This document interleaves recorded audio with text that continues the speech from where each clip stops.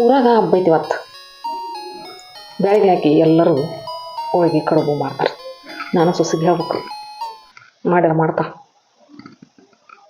ಸುಜಿ, ಏ ಸುಜಿ ಬಾಯಿ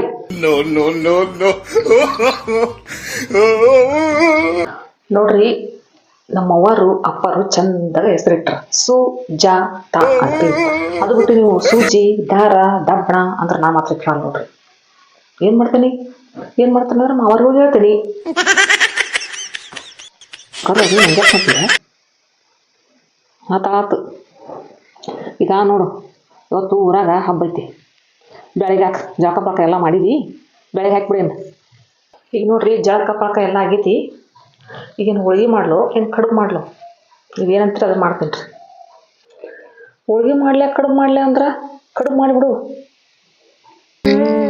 ಅಯ್ಯೋ ಕರೆಂಟ್ ಆಗೋದು ಆತನಿಗೆ ನಮಗೆ ಕಡುಬು ಮಾಡಿ ಹಾಕಿದಂಗೆ ಒಟ್ಟಿಗೆ ಏನು ಮಾಡ್ತೈತೋ ಏನೋ. ಒಳಗಂತೂ ರುಬ್ಬೋದಿಲ್ಲ, ಒಳ ರುಬ್ಬಕ್ಕಂತೂ ಬರೋದೇ ಇಲ್ಲ. ಮಿಕ್ಸಿ ನಿಮ್ಗೆ ಕುಂದಿರ್ತಾವು. ಅದು ಮಿಕ್ಸಿ ಕರೆಂಟ್ ಹೋಗ್ತೆ. ಈಗ ನಾವು ಕರೆಂಟಾಗ ಅನ್ನಿಸ್ತಿದ್ದಿಲ್ಲ, ಬಂತ್ರಿ ಪಕ್ಕಂತ. ನಮ್ಮ ಸೊಸಿದು ಪುಣ್ಯ ಜರಪೈತಿ, ಹಂಗೆ ಕರೆಂಟ್ ಬಂತು. ಆತೇನು ಮಿಕ್ಸಿ ಕಡ್ರ ಅನ್ನಿಸ್ತಾಳ್ರಿ ಬೇಳೆಗೆ ಹಾಕಿ. ಏನು ಮಾಡೋದು, ಅದನ್ನ ತಿನ್ನೋದು ಮಿಕ್ಸರ್ದು. ಮಿಕ್ಸರ್ ಬೇಳೆ, ಮಿಕ್ಸರ್ ಸಾರು ಎಲ್ಲದು. ಏನು ಮಾಡೋದು, ಕರೆಂಟಿಂದ ಉಣ್ಣೋದ್ರಿ. ಈಗ ಏನು ಮಾಡೋಕೆ ಬರೋದಿಲ್ಲ, ಬಿಡುಗಡೆನೂ ಇಲ್ಲ. ಆತಿಲ್ಲ ಯಾವ ಅಡಿಗೆ ಎಷ್ಟೊತ್ತಾತು ಹಟ್ಟು ಬರ್ರ ಅನ್ನಕತ್ತೈತಿ. ತಂದು ಕೊಡ್ತಾ ಇಲ್ಲ, ರೆಡಿಯಾಗಿ ಅಂತ ಕುಂದಿರ್ತೀನಿ ನಾ ಊಟಕ್ಕೆ. ಹತ್ತಿರ ಕಡುಬು, ಬದ್ನಿಕಾಯಿ ಪಲ್ಯ, ತುಪ್ಪ ಎಲ್ಲ ರೆಡಿ ಐತಿ ನೋಡ್ರಿ, ಊಟ ಮಾಡ್ರಿ. ತಂದೆವ್ವ ಬಾ ತುಂಬ.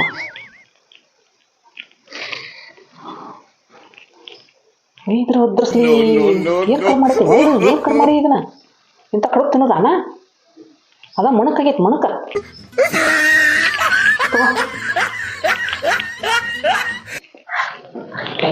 ಏನಂತ ಮಾತಾಡ್ತೀರಿ ಎತ್ತೀರ ನೀವು?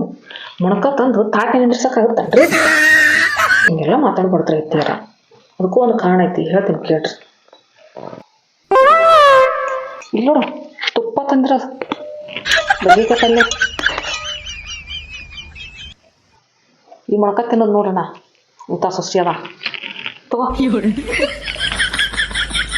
ಒಳ್ಳೆ ಮಳೆ ಎಲ್ಲಿ 20 ಸಲ ಅಡ್ಡಾಡ್ಕೊಂಡ್ರಿ. ಅದಕ್ಕೆ ತುಪ್ಪದ ಬನ್ನಿ ತಂದಿದ್ದು ಎಷ್ಟೇ ಕಷ್ಟ ಹಾಕೊಂಡ್ರಿ. ಬಟನ್ದಾಗ ಬದ್ನಿಕಾಯಿ ಪಲ್ಯನೇ ಹಾಕೊಂಡ್ಬಂದಿದ್ರಿ, ಎಷ್ಟೇ ಕಷ್ಟ ಹಾಕೊಡ್ರಿ. ಇಷ್ಟು ದೊಡ್ಡ ಕಡುಬು ಮಾಡ್ಕೊಂಬರ್ತಾರ ಯಾರು? ಯಾಕಷ್ಟು ದೊಡ್ಡ ಮಾಡ್ಕೊಂಬಂದೀನಿ ಅಂದ್ರೆ, ನೀವು ನೋಡಿದ್ರ ಇಷ್ಟಿಷ್ಟ ಕಡುಬು ಮಾಡಿದ್ರೆ ತುತ್ತಗೊಂದು ಕಡುಬು ತಿಂತೀರಿ. ಏನಿಲ್ಲ ಅಂದ್ರೆ ಒಂದು 15 ಕಡುಬು ತಿಂತೀರಿ.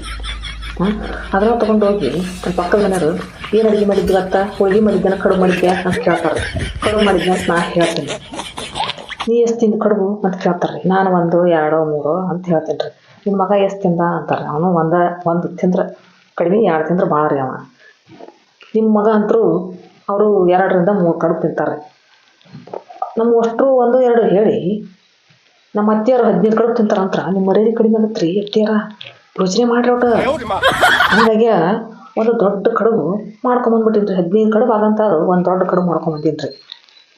ನಮ್ಮ ಅಷ್ಟ್ರಿಗೆ ಒಂದು ಅರ್ಧ ಗ್ಲಾಸ್ ಬೇಕಾದ್ರೆ ನಿಮ್ಗೆ 1.5 ಗ್ಲಾಸ್ ಬೇಳೆದು ಕಡುಬು ಹೋಳಿಗೆ ಬೇಕ್ರಿ.